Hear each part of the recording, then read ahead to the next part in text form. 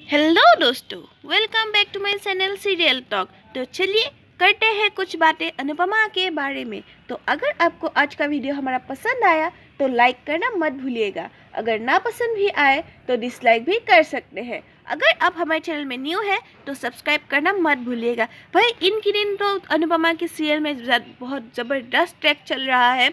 बनराज दो नाव के सवारी होने के चले थे लेकिन नहीं हो पाए। आज बनराज भैया तो ना घर के रहे ना घाट के। तो चलिए आज का एपिसोड शुरू करते हैं। आज का एपिसोड में हम देखेंगे बनराज और काव्या एक साथ एक कमरे में है। बनराज बोल रहा है कि ऐसा भी क्या हो गया कि तुम इतनी जल्दी इतना बड़ा फैसला करने की सोच रही हो। मुझसे एक बात करना सही नहीं समझा तुमने।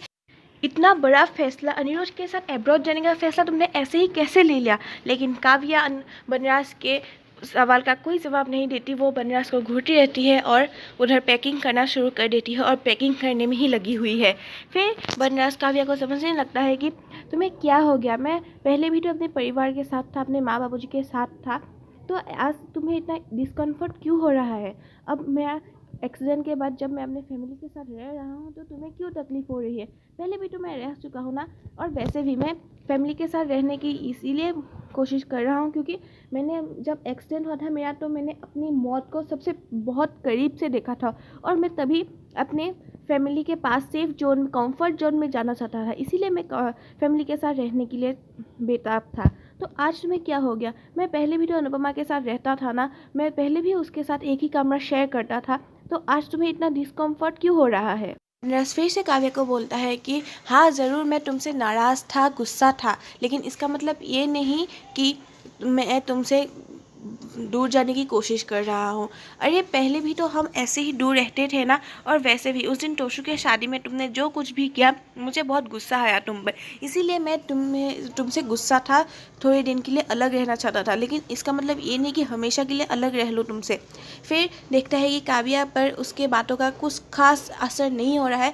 फिर वो बनना फट से एक चाल चलता है और काव्या को सुनाने लगता है, तुम सही कही थी उस दिन गाड़ी में। अनुपमा मेरे पास आने की कोशिश कर रही है, मैं क्या करूं, मैं लाचार हूँ। मैं उसके साथ रहने की अब कुछ कोशिश ही कर रहा हूँ, लेकिन अनुपमा बार बार मेरे पास आने की कोशिश कर रही है। अरे भाई बनराज मियाँ, आप ये क्या कर रहे हैं। फिर से बनराज बोलता है कि मेरी हालत तो एक धोबी की कुत्ते की जैसा हो गया है। जब घर में जाता हूँ तो डिस्कम्फर्ट फील करता हूँ। बापूजी हर वक्त मुझसे ताने कसती रहती है। फिर बोलती है फिर राखी दवे भी कुछ मौका नहीं सोचते हमारे घर में आकर मुझसे ताने देने की। फिर अनुपमा भी मेरे पास आने की कोशिश कर रही है और तुम भी यहाँ मुझे गुस्सा हो। मैं करूँ तो क्या करूँ। अब सब बातें सुनकर काव्या अब कुछ पिघलने लगी है। वो बनराज के बातों का ध्यान देने लगी है। उधर अनुपमा के किचन की खिड़की से बनराज और काव्या का रूम दिखाया जा रहा है। वो बनराज और काव्या को देख रही है, तभी किंजल भी आ जाती है। फिर वो भी बनराज और काव्या को देख लेती है। वो अनुपमा को बोलती है, मम्मी पापा काव्या के साथ अभी के लिए गए हैं या हमेशा के लिए काव्या के पास चले गए हैं। फिर अनुपमा बोलती है, मुझे क्या पता, उनकी लाइफ है, उनकी मर्जी। उधर बनराज देख रहा है कि काव्या कुछ पिघल रही है। वो फिर से काव्या को इमोशनल ब्लैकमेल करने की कोशिश कर रहा है। वो काव्या को फिर से सुनाकर बोलता है, उस दिन एक्सीडेंट में मैं मर गया था तो बेहतर होता। मुझे तो कोई अब लाचार देखकर कोई मेरी देखभाल करने को भी तैयार नहीं है। फिर काव्या देख उनके बातों का असर हो रहा है। काव्या अपने आप को रोक नहीं पाती और बनराज से आकर लिपट जाती है। बनराज ये देखकर बहुत खुश हो रहा है। फिर काव्या बोल रही है कि वी ऐसा मत बोलो, मैं तुम्हारे मुंह से ये सब बातें नहीं सुन सकती। आई लव यू, तुम ये सब मत बोलो। किंजल ये सब अपने घर की खिड़की से देख रही है। वो देखकर बोलती है अनुपमा को, एज एक्सपेक्टेड। वो ये सब बोलकर वहाँ से चली जाती है। बनराज अपने इमोशनल ड्रामे में थोड़ा बहुत कामयाब हो जाता है। वो बोलता है काव्या को, मैंने कभी नहीं सोचा था हमारा लव स्टोरी का ऐसे दी एंड हो जाएगा। तुम जाओ अनिरुद्ध के साथ खुश रहो, नया ज़िंदगी शुरू करो। मैं तुम्हारे लाइफ में वापस कभी नहीं आऊँगा। मैं जहर का घूंट पी लूँगा, लेकिन तुम्हारे जीवन में खुशियों का कोई कमी नहीं होने दूँगा। तुम अनिरुद्ध के साथ खुश रहो और नया ज़िंदगी शुरू करो। भगवान से यही दुआ करूँगा कि तुम्हें हर खुशी मिले जो मैं सब नहीं दे पाया। I am sorry. तुम नई ज़िंदगी शुरू कर सकती हो अनिरुद्ध के साथ। वो सब बोल के वो वहाँ से जाने लगता है। वो मन ही मन सोचता है कि अभी काव्या उसे रोकेगा, अभी रखेगा। वो आंसू भी बहाता है। वो फिर जाने लगता है। फिर घर के बाहर कदम रख ही रहा था, तभी बनराज घर के बाहर आ ही जाता है। तभी वो रोड में बीच में खड़ा हो जाता है। एक तरफ देखता है अपने पति का घर है, एक तरफ देखता है कि अपने गर्लफ्रेंड का घर है। तभी काव्या पीछे से आती है और बनराज को रोक लेती है और बोलती है, तुम सही कह रही थी भी, हमारे लव स्टोरी का ऐसे DN नहीं हो सकता। मैं तुमसे ही प्यार करती हूँ और तुम्हें, इसीलिए तो जब हम दोनों अपने पार्टनर्स के साथ होते हैं तभी हम दोनों इनसिक्योर फील करने लगते हैं। चलो हम एक नया रिश्ता शुरू करते हैं, लेकिन तुम्हें अनुपमा के साथ सारे रिश्ते तोड़ने होंगे। मुझे ये आधा अधूरा रिश्ता नहीं चाहिए। तुम्हें अब अनुपमा से मेंटली, इमोशनली और लीगली भी तुम्हें अनुपमा से सारे रिश्ते तोड़ने होंगे।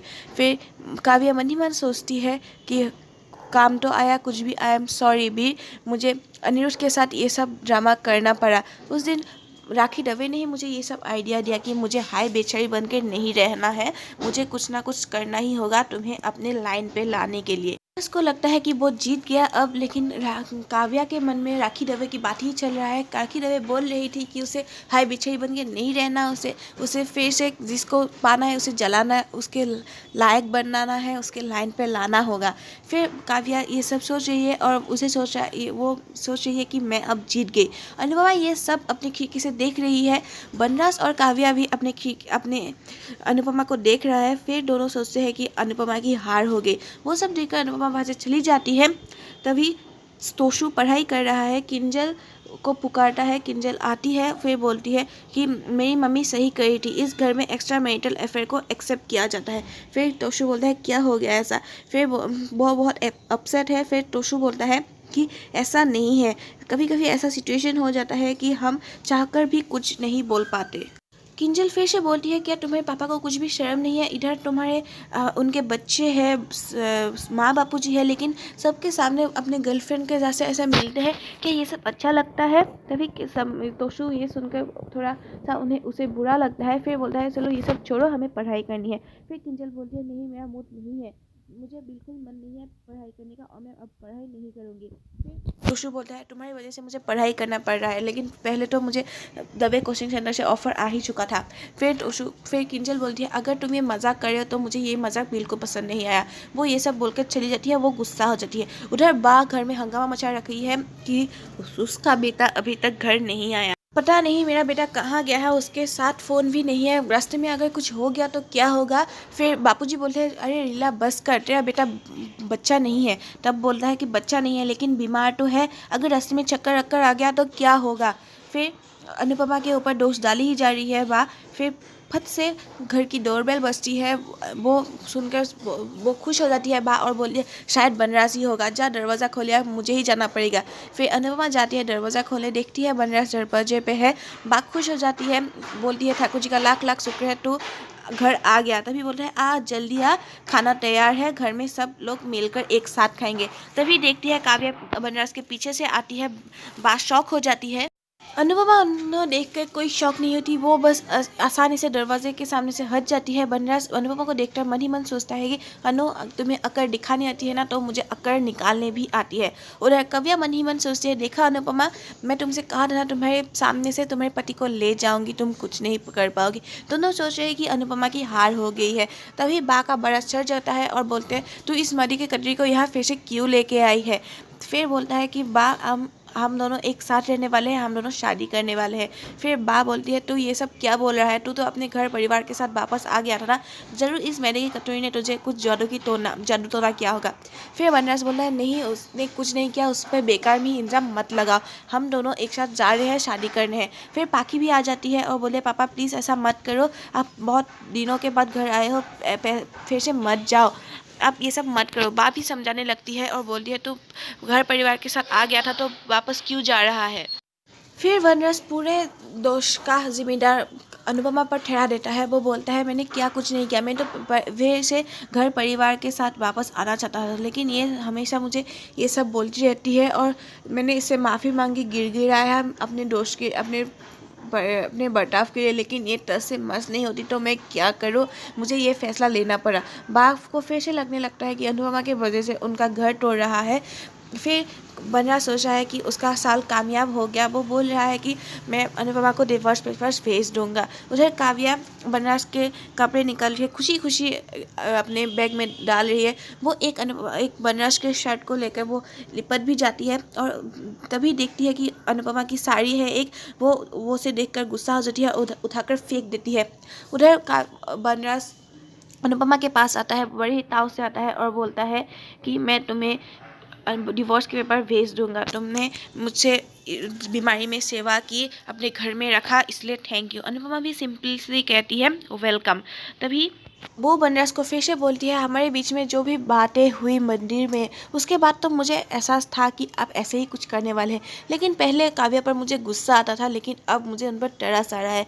जो लड़की आपसे पागलों की तरह प्यार करता है, उसे तो पता ही नहीं है कि जिस इंसान को वो प्यार करती है वो सिर्फ अपने आप को प्यार करता है, उसके सिवा किसी और को वो दिखाई भी नहीं देता। काव्या बहुत खुशी खुशी बाहर आ रही है और वो सोच रही है कि बनराज को वो घर से बाहर लेकर जा रही है, दूर लेकर जा रही है, वो जीत गई है।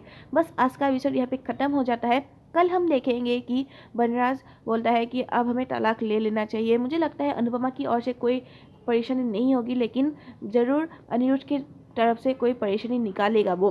फिर अनिरुद्ध आ जाता है और बोलता है कि सही कहा, मुझे परेशानी है, मुझे इस तलाक का कीमत चाहिए। फिर बोलता है कितना, वो बोलता है 7 लाख। तभी हम मूवी देखेंगे कि अनुपमा जो एक डिसीजन लेने वाली होती है, वो तलाक के पेपर्स होते हैं, वो संजय भाई को फ़ोन करके तलाक के पेपर्स रेडी करने को बोलते हैं अपने वकील दोस्त से। तभी हम देखेंगे कि अनुपमा कोर्ट आती है, डिवोर्स के पेपर तैयार करती है और बनराज को भेज देती है। बनराज वो डिवोर्स के पेपर देखकर शॉक हो जाता है। तो आज के लिए इतना ही दोस्तों, बाय बाय।